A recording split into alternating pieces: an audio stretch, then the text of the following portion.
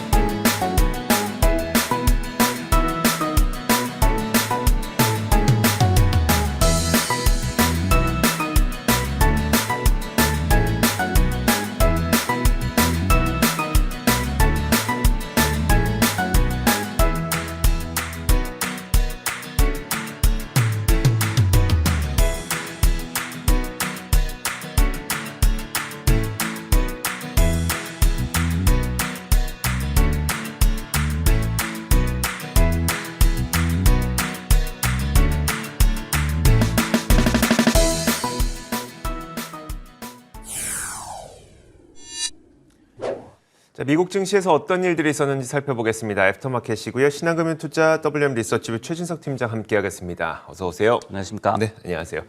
자, 먼저 첫 번째 키워드 보겠습니다. 첫 번째 키워드 바로 이겁니다. 9번 연속 인상이라는 건데요. 아무래도 금리와 관련된 이야기일 텐데 어떤 내용일까요? 네, 미 연준의 이제 공격적인 금리 인상 전망에 동참한 기관이 하나 더 늘었습니다. 네. JP 모건도 이제 올해 7차례 금리 인상, 그리고 특히 9번 연속으로 이 연준이 앞으로 금리를 올릴 것이다라고 전망을 했는데요. 블룸버그에 따르면은 JP 모건은 향후 9차례 회의에서 매번 25bp씩 금리 인상이 있을 것으로 예상을 했습니다. 그러면서 내년 초에는 중립금리에 도달할 것이다라고 예상을 또 했다라고 하고요. 이유는 역시 사그라지지 않는 이 가파른 인플레이션의 압박이었는데요. JP 모건에서는 1월에 이 소비자 물가 지표가 상방적으로 상당히 서프라이즈였다라는 해석을 제시를 했습니다. 이 밖에 FOMC 의사록에서 나타난 연준 위원들의 뉘앙스라든지 아니면은 타국의 이 중앙은행들의 이 스탠스를 고려했을 때 이런 25bp씩의 9번 연속 인상을 점친다라고 얘기를 했고요. 다만 이제 3월에 50bp 인상 가능성은 좀 낮게 이 JP모건에서도 내다보고 있습니다. 참고로 최근 잇따라 이 메이저 기관들이 금리 인상 전망을 상향하고 있죠. 골드만삭스가 기존의 5번에서 7번으로 올해 금리 인상 전망을 상향한 바가 있었고, 시티그룹과 노무라 같은 경우에는 3월에 50bp 인상을 지금 예상하고 있는 상황입니다. FOMC 회의는 매년 8번 열리니까 올해는 이제 1월에 한 번 있었고요. 나머지 7차례가 있었는데, 그러면 7차례 모두 모든 FOMC에서 금리를 인상할 것이다. 이런 추론이 되는 것 같거든요. 자, 그렇다면 3월에 50bp 인상 가능성에 대해서는 어떨까요? 지금 이제 정리를 좀 해보자면은 메이저 기관들이 이 전망을 잇따라 좀 변경을 하고 있고요. 그리고 이제 물론 이번 주에 PCE 지표도 좀 봐야겠지만은 꺼지지 않는 인플레이션 지표가 계속해서 나오고 있죠. 그러다 보니까 7차례 인상은 거의 뭐 이제 컨센서스가 되어간다 이렇게 좀 해석을 할 수가 있겠는데, 하지만 이제 시장이 굉장히 좀 두려워하고 있는 3월에 50bp 인상이라든지 아니면은 긴급 금리 인상, 그러니까 FOMC를 긴급하게 열어서 금리를 인상을 할 것이다. 이런 쪽에 대해서는 이 시장의 분위기는 아직까지 가능성은 크지는 않다. 이렇게 좀 모이고 있는 것 같습니다. JP모건도 이제 3월에 50bp 인상에 대해서는 반대한다라는 의견, 그러니까 동의하지 않는다는 의견을 얘기를 했고요.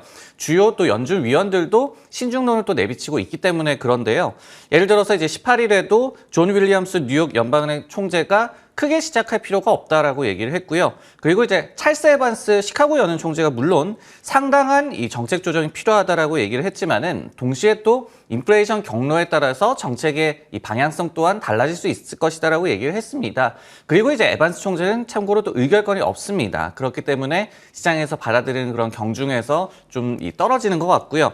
또 이제 JP모건 같은 경우에는 긴급 금리 인상에 대해서도 지난 1994년에 긴급 금리 인상이 있었을 때와는 상황이 다르다. 긴급 금리 인상 없을 것이다라고 얘기를 하고 있기 때문에 일단 시장에서는 3월 25bp 인상을 포함해서 올해 매 회의에서 올린다는 거는 좀 컨센서스로 받아들이고는 있지만은 3월에 50bp 인상이라든지 긴급 금리 인상 가능성은 지금까지는 좀 낮게 점치고 있는 것 같습니다. 네, 알겠습니다. 자, 이어서 다음 키워드도 한번 보도록 하죠. 다음 키워드는 바로 이겁니다. 핑계일 뿐이라는 키워드인데요. 우크라이나 러시아발 지정학적 리스크로 시장이 급락하고 있긴 합니다만 이 우크라이나 사태가 매도 물량을 던지려는 매도 세력들의 어떤 핑계일 뿐이라는 그런 주장이 있어서 여러분들에게 소개해드리도록 하겠습니다. 자, 우크라이나발 긴장감으로 시장이 크게 좀 출렁거리고 있죠. CNBC에서는 지정학적 리스크가 시장의 투자 심리를 냉각시키는 것은 사실이지만 지정학적 리스크로 주식의 가격이 낮아졌음에도 불구하고 매수세가 들어오지 않는 이유는 따로 있다고 설명을 했습니다. 르넥상스 매크로의 제프 디그라프는 만약 시장 약세의 원인이 지정학 때문이라면 이건 좋은 뉴스라면서 왜냐하면 지정학적 리스크는 통상적으로 시간이 조금만 지나면 해소되기 때문이다 이렇게 주장을 했습니다. 그러면서 크림반도 사태, 시리아 사태 등 여러 사례가 이를 증명하고 있다고 설명했는데요. 근데 만약에 지정학적 리스크가 단지 핑계일 뿐이라면 이걸 현재 상황은 2000년대 닷컴 버블 이후에 거품 붕괴의 시장 현상이 다시 한번 펼쳐진 것이다 이렇게 설명을 했습니다.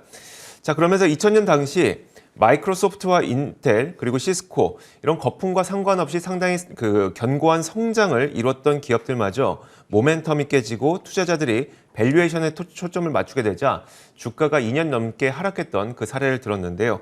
자, 과연 그럼 현재 상태에서 매도세, 시장의 매도세는 과연 얼마나 마무리가 된 것일까? 불 앤 베어 비율이라고 하는 게 있습니다. 시장을 약세로 보는 투자자 대비 강세로 보는 투자자의 비율이 얼마나 많은지를 나타내는 지표인데요. 자, 바로 보시는 이 표입니다. 자, 이 지표가 2016년 초반 수준까지 하락했습니다. 투자자들이 향후 수개월간 시장을 얼마나 비관적으로 보고 있는지 알 수 있는 지표고요. 액티브 펀드 매니저의 주식 보유 비중을 보여주는 인덱스가 지난주에 53%를 기록했는데 팬데믹 이후에 이 정도로 낮았던 적은 단 한 번밖에 없었다고 합니다.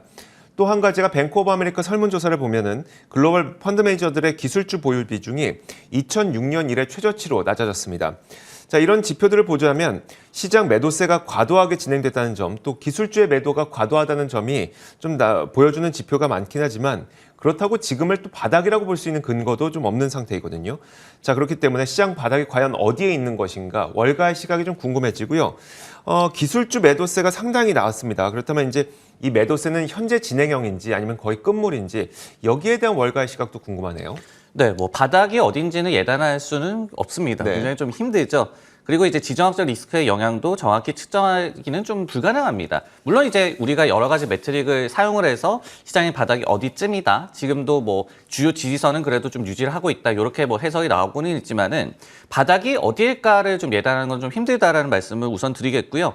하지만 이제 분명한 건 역사적으로 봤을 때 경기 침체가 왔을 때 진정한 약세장이 왔다라는 점이 되겠죠. 그러다 보니까 지금의 어떤 금리 인상에 대한 공포 그리고 러시아 우크라이나 전쟁에 대한 공포도 이것이 결국은 침체를 불러일으키지 않을까 이런 공포 때문에 시장이 굉장히 출렁이고 있다 이렇게 좀 해석을 할 수가 있겠는데 그러면 과연 이제 침체가 오겠느냐 여기에 대해서는 일단 월가의 분위기는 그것까지는 아니다라고 좀 모아지고 있는 것 같아요. 예를 들어서 이제 최근에도 BMO 캐피털 같은 경우에는 경기 침체 공포는 과장됐다. 그러면서 미국 증시가 지금은 좀 불안하지만은 결국은 이제 연말이 되면은 현재 레벨 대비해서 20% 정도 상승할 수 있을 것이다라고 얘기를 했거든요. 그러면서 기존의 이 S&P 500 지수 연말 목표치 5,300선을 그대로 유지를 또 했습니다. 일드 커브 플래트닝도 침체 신호는 아니다라고 얘기를 했기 때문에 일단은 결국은 침체를 이 시장이 걱정하고 있는 것이고 월가에서는 아직 그것까지는 신호가 감지되고 있지는 않다. 이런 쪽으로 좀 분위기가 형성이 되는 것 같아요. 네, 알겠습니다.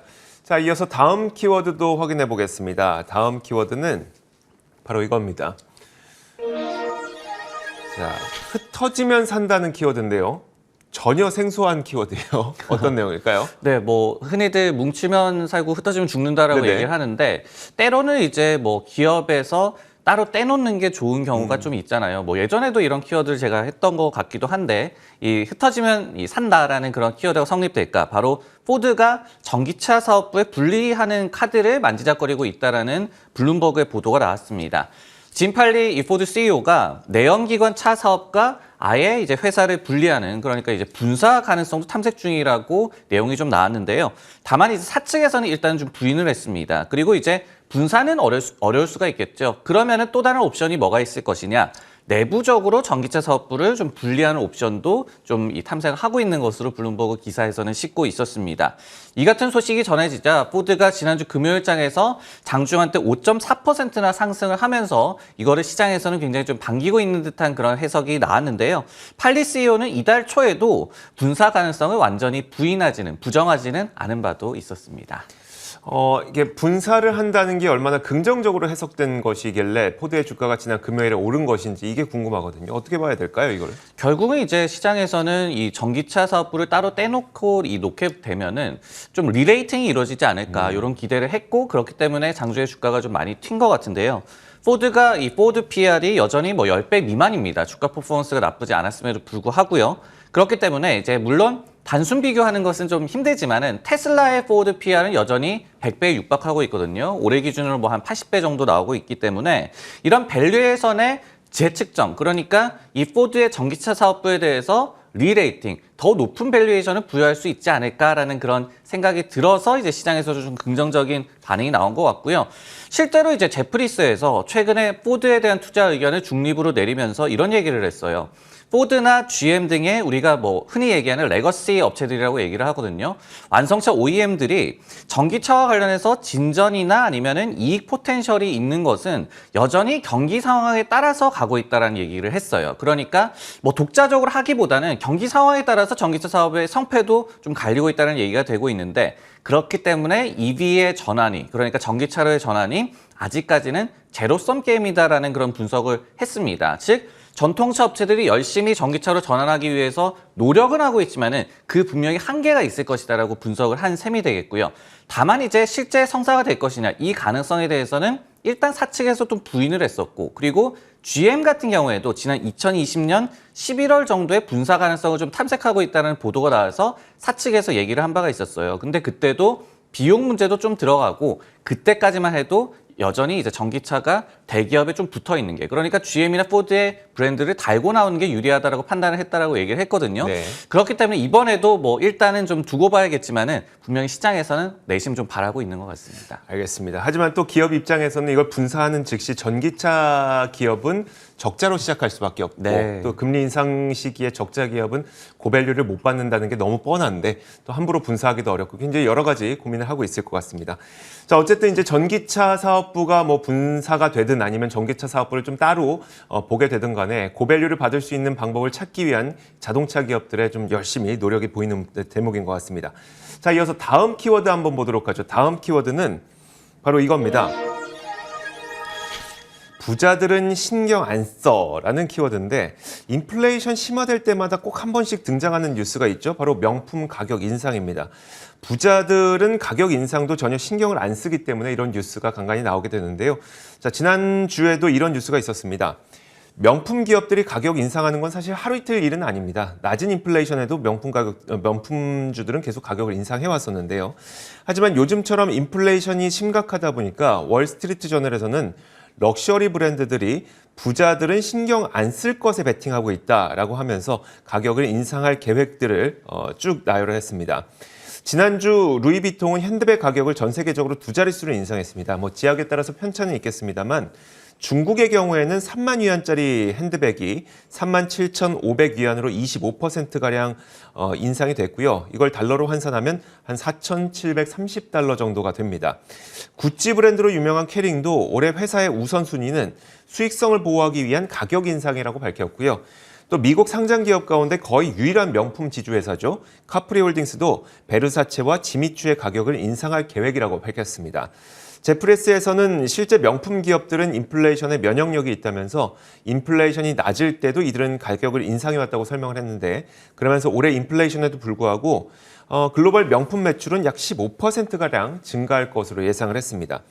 자, 그런데 이제 명품 기업들은 대부분 유럽 시장에 상장돼 있죠. 미국 주식 투자하는 분들은 거의 유일하게 선택할 수 있는 게 미국에 상장돼 있는 카프리 홀딩스, 지미추와 베르사체 이런 브랜드를 보유하고 있는 카프리 홀딩스가 겨우 한 가지 정도가 될 것 같습니다. 자, 그러다 보니까 이 카프리 홀딩스에 대해서 과연 월가에서도 긍정적으로 바라보고 있을지, 인플레이션 시대에 맞는 투자 전략이라고 볼 수 있을까요? 네, 우리가 이제 인플레이션 방어주를 좀 찾을 때 브랜드 파워가 있는 기업, 그리고 가격 결정력이 있는 기업, 그러니까 가격을 올려도 소비자들이 사주는 기업을 얘기를 많이 하잖아요. 그러면은 결국은 끝판왕은 이제 명품이 되겠죠. 그러다 보니까 이제 인플레이션 방어주로 좀 부각이 되는 것 같고, 그러다 보니까 또 카프리 홀딩스도 실제로 주가 흐름이 굉장히 좋습니다. 52주 신고가를 계속해서 좀 경신을 하면서 나아가는 그런 모습이 나오고 있는데요. 작년에 이제 탑 퍼포먼스를 보여준 수익률이 굉장히 좋았던 헤지 펀드들도 올해 이제 유망주로 카프리 홀딩스를 좀 꼽고 있었습니다. 예를 들어서 이제 샘베스트라는 그런 헤지 펀드가 있는데요. 작년에 75%의 수익률을 기록을 하면서 그 많은 헤지 펀드들 가운데서 수익률 1위였습니다. 근데 작년에는 사실은 이제 게임스톱에 투자를 하면서 좀 대박을 냈던 그런 헤지 펀드였어요. 근데 올해는 카프리 홀딩스를 좀 좋게 본다라고 얘기를 했거든요. 현재 카프리가 이제 저평가돼 있고 그 브랜드들의 가치가 굉장히 높다라고 얘기를 했습니다. 참고로 작년에 헤지 펀드 가운데서 S&P 500 지수의 그 수익률을 비트한 헤지펀드가 딱 3곳밖에 없었거든요. 네. 그런 것을 감안한다면 그만큼 운용을 잘했던 그런 헤지펀드에서 올해는 좋게 보고 있다는 점이 좀 의미가 있을 것 같고요. 또 이제 데이비드 아인혼, 유명한 투자 구루 중에 한 명이죠. 이 사람의 펀드 그린라이트 역시도 작년부터 이제 카프리 홀딩스를 매수하고 있다라고 공개를 한 바가 있었거든요. 그러면서 이 밸류에이션 리레이팅이 가능하다라고 또 얘기를 했기 때문에 일부 이런 헤지 펀드들이 좀 주목하고 있다는 사실도 생각해 보는 것이 좋을 것 같습니다. 알겠습니다. 자, 워낙 그 명품 기업들은 유럽 시장에 상장돼 있다 보니까 미국 시장에 상장돼 있어서 쉽게 투자할 수 있는 게 또 카프리 홀딩스밖에 없으니까 이런 명품 기업들도 한번 관심 가져보시길 바라겠습니다. 자, 이어서 이렇게 저희가 지난 금요일과 주말 사이 어떤 일들이 있었는지 살펴봤고요. 애프터마켓이었습니다. 신한금융투자 WM 리서치부 최진석 팀장과 함께 이야기 나눠봤습니다. 고맙습니다.